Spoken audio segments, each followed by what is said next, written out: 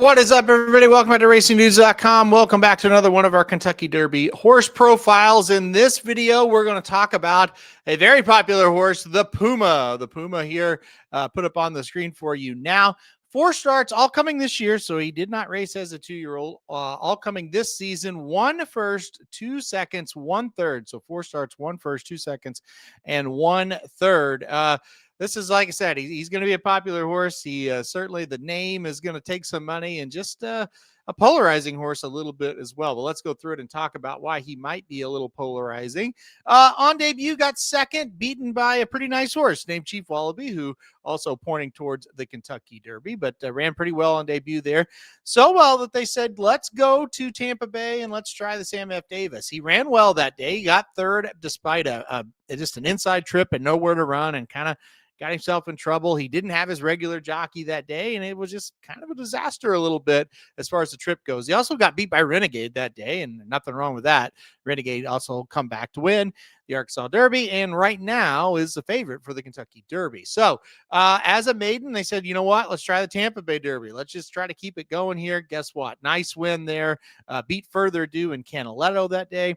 It was a really strong field, and he was able to get the job done. Just kept him outside and let him do his thing, and he was able to get the job done and pick up a victory there. Went to the Florida Derby, where I was a little skeptical that his talent level would be quite good enough to get it done there in the Florida Derby. And boy, go watch that race and tell me how he didn't win the race. As they hit the wire, it kind of looked like he was ahead. He got a bad nose bob, and Commandment was able to just beat him right at the wire. But, another race where he was, he did everything he asked to do, right? Made the move, top of the stretch, was able to get by Nearly and get by Chief Wallaby, and looked like he had a one, and Commandment went and got him late, but still a very good effort to get second and almost get the job done there in the Florida Derby. Back up here to the pedigree of this horse. He's by Essential Quality. Of course, Essential Quality is a Belmont winner amongst, also a Travers winner as well. So a mile and a quarter, no problem there for Essential Quality. Out of a Declaration of War mare, again, pedigree-wise, says this horse is going to run all day, and so that's not really too much of a concern as far as pedigree goes. As far as running style goes, I think he's pretty versatile. He's not going to be on the lead. I don't think that's it. I really don't view him as a stalker. I think he would be at the back of kind of the stalking pack.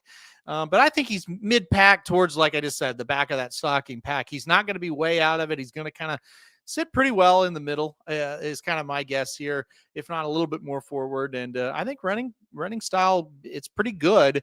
And look, the last couple of races, they've just kind of left him to the outside and just said, hey, just don't get him in trouble and let him run, and it will be just fine. He gets a lot of comparisons of Mage, because, trainer Gustav Delgado was able to win the Kentucky Derby with Mage. I think this horse is a little bit better than Mage, to be honest. I think there's a little bit more to him up to this point. Now, does that mean he's going to win the Kentucky Derby? No. Does that mean he's going to run as well as Mage did in the Kentucky Derby? No. I thought when you look at Mage as a horse, I thought he ran really well in those races at Gulfstream leading up to the Kentucky Derby. Then I thought he took it to the next level in the Kentucky Derby, and he never really got back to that effort. The Puma could very well do that, but I think overall he's coming in a little bit better than Mage. I think he's a little bit better of a horse. It's just going to be, can he pop on that big day? As far as negatives go, he didn't gallop out all that well going a mile and an eighth. I'm not overly concerned about that, though. He was coming off of a quick turnaround from the Tampa Bay Derby. And I kind of just think, look, they probably didn't want to gallop out there. They probably just kind of, okay, wrap him up kind of and bring him home, and we'll get ready for the Kentucky Derby. So that's not, too much of a negative to me. There's really not a ton of negatives when it comes to the Puma. I think he's doing really well, and to get 4 races in and qualify, and like I said, win Tampa Bay Derby very impressively, almost win in Florida.